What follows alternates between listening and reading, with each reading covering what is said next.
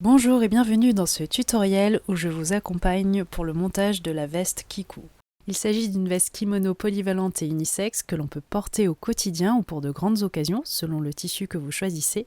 Presque tous les tissus sont permis sauf le jersey et tout autre tissu qui comporte de l'élastane. Pour du mouvement et de la légèreté, la viscose, le satin ou le satin de coton sont recommandés, la crêpe aussi. Pour une bonne tenue, vous pouvez utiliser un tissu un peu plus lourd comme du jacquard ou de la gabardine. Différentes options s'offrent à vous. Le patron propose des longueurs différentes avec le choix de faire des poches cachées dans la couture ou des poches plaquées. Une ceinture ou des lanières vous permettent aussi de fermer la veste si vous le souhaitez. Vous pouvez choisir de faire les manchettes, le col et le bas dans un tissu différent du principal. N'hésitez pas à partager vos réalisations et vos astuces sur les réseaux sociaux avec le hashtag HolyPatterns. Vous pouvez aussi mentionner ou taguer HolyPatterns sur Instagram et Facebook. On démarre par le buste. Ici, 3 options s'offrent à vous. Vous avez le choix de faire des poches plaquées, des poches cachées dans la couture ou de faire la veste sans poche. On commence par les poches plaquées, puis les poches cachées dans la couture. N'hésitez pas à avancer dans la vidéo grâce au chapitre ci-dessous. Pour l'option poche plaquée, on vient reporter les repères sur l'endroit des bustes devant. Ensuite, nous allons prendre le buste dos et les deux parties des bustes devant pour faire une couture anglaise pour l'assemblage du buste. Assembler envers contre envers le buste dos avec les bustes devant à partir de la manche vers le col. Vous avez donc la veste sur l'endroit. On vient coudre le long des épaules du col à la manche à 0,5 cm. On ouvre ensuite la couture au fer, puis on retourne la veste sur l'envers. Le buste dos et les bustes devant doivent être endroit contre endroit.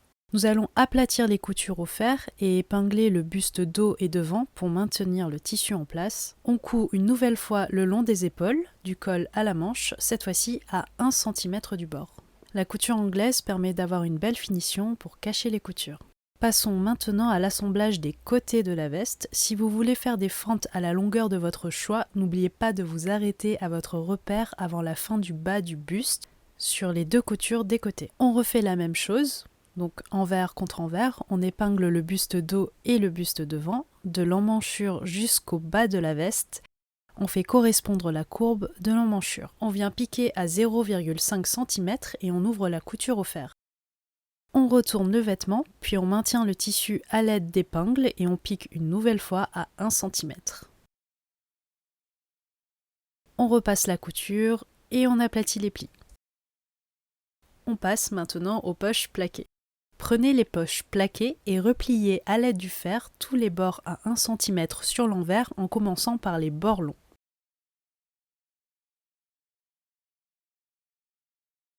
Pliez le haut de la poche à 4 cm avec le fer et on vient coudre le pli à 1 cm du bord. Reportez les repères des rectangles de couture du patron sur le tissu, puis piquez ensuite le rectangle. On vient placer la poche plaquée sur les repères effectués sur le buste devant et on maintient à l'aide des épingles. On pique ensuite à 0,2 ou 0,5 cm en fonction des options de votre machine, les côtés et le bas. Pour la version des poches dans la couture anglaise, on reporte les repères de la poche côté sur l'envers des bustes devant. Thermocoller une bande de 2 cm de large environ sur la longueur de l'ouverture de la poche. On trace ensuite un rectangle de 1,5 cm de large et sur la longueur de l'ouverture de la poche. C'est un repère qui nous servira pour l'étape suivante. On place un des sacs de poche endroit contre endroit au niveau des repères, puis on vient coudre sur le repère dessiné précédemment. Prenez un petit ciseau comme un ciseau à broder pour enlever la partie intérieure du rectangle. On repasse et on fait bien rentrer les angles. On surpique le bord à 0,2 cm ou 0,5 cm. On place le second sac de poche envers contre envers sur le premier sac de poche. On épingle.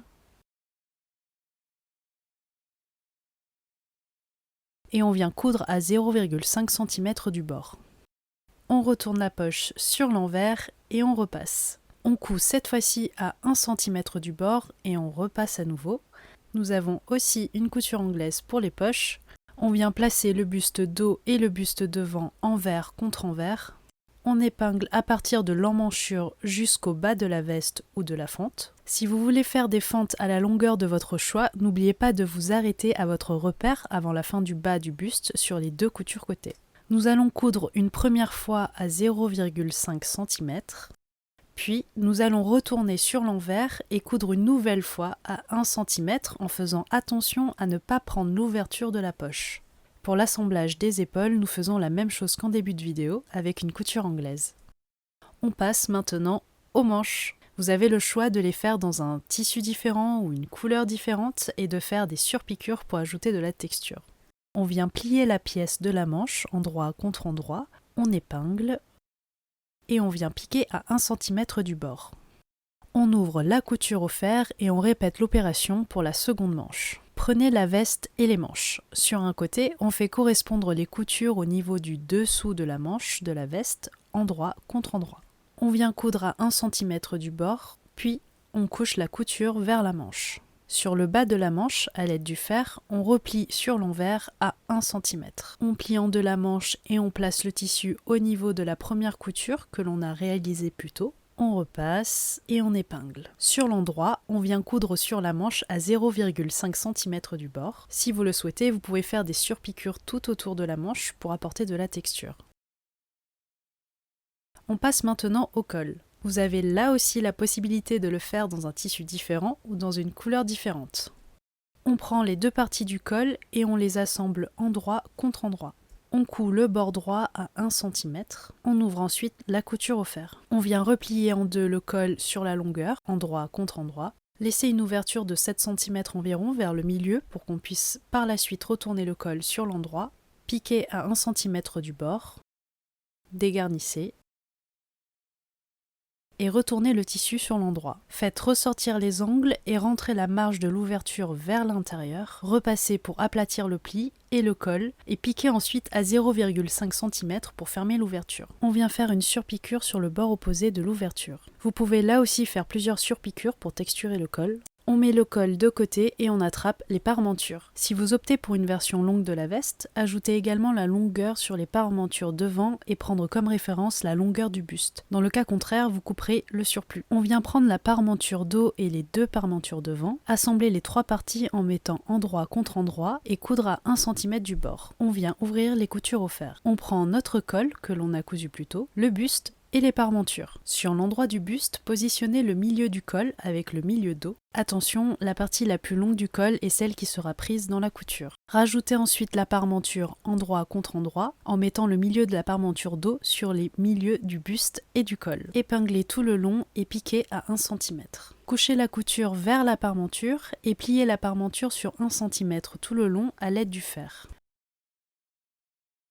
Comme pour la manche, placez le pli au niveau de la première ligne de couture.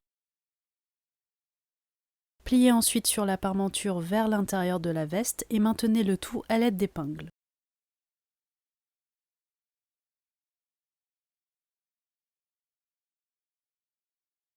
Attention à ne pas prendre le col quand vous allez piquer. On pique à 0,5 cm du bord sur toute la longueur.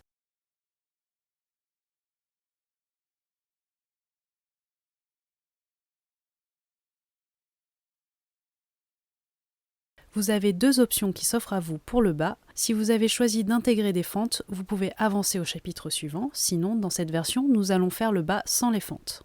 Assemblez le bas dos avec les 2 bas devant endroit contre endroit. On coud à 1 cm et on ouvre la couture au fer.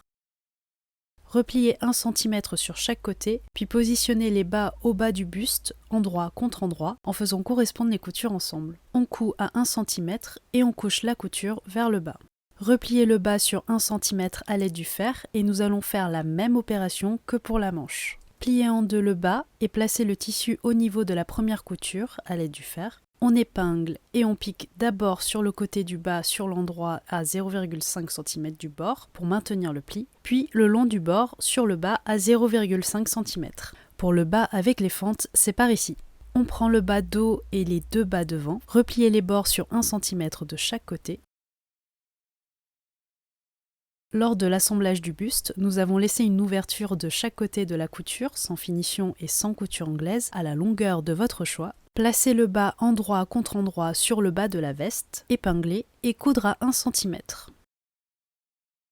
Couchez la couture au fer vers le bas et nous allons faire la même opération que pour la manche. Pliez en deux le bas et placez le tissu au niveau de la première couture à l'aide du fer. On épingle et on pique d'abord sur le côté du bas sur l'endroit à 0,5 cm du bord pour maintenir le pli, puis le long du bord sur le bas à 0,5 cm. Répétez l'opération pour le bas dos et le second bas devant. Mesurez la longueur de la fente et multipliez la longueur par 2 en ajoutant 2 cm. Découpez deux bandes de 2,5 cm de large par rapport à votre résultat précédent. Épinglez endroit contre endroit le long de la fente, faites en sorte que la fente reste droite. Piquez sur 1 cm. Repliez pour englober la couture comme un ourlet mouchoir et coudre à 0,2 cm du bord. Piquez sur l'envers sur 1 cm afin de pincer la fourche de la pince. Cela vous permet d'avoir une belle fente. Pour la ceinture et les lanières, reportez-vous au livret de montage qui accompagne votre patron. Et voilà pour votre veste Kiku. Il me tarde de voir vos versions, modifiées ou pas, c'est toujours avec joie quand je découvre vos créations et la manière dont vous interprétez le patron, faire le vêtement à votre image. C'est aussi le but d'Holly Patterns, de faire des patrons le plus simple et basique possible. Pour Kiku, j'ai fait en sorte que vous ayez de belles finitions. J'espère que ce tutoriel vous a plu. Si c'est le cas, n'hésitez pas à mettre un petit like sous cette vidéo. Vous pouvez aussi soutenir Holly Patterns en parlant autour de vous. Retrouvez au quotidien les aventures et les coulisses d'Holly Patterns sur Instagram et Facebook. Je vous remercie d'avoir regardé cette vidéo et à bientôt.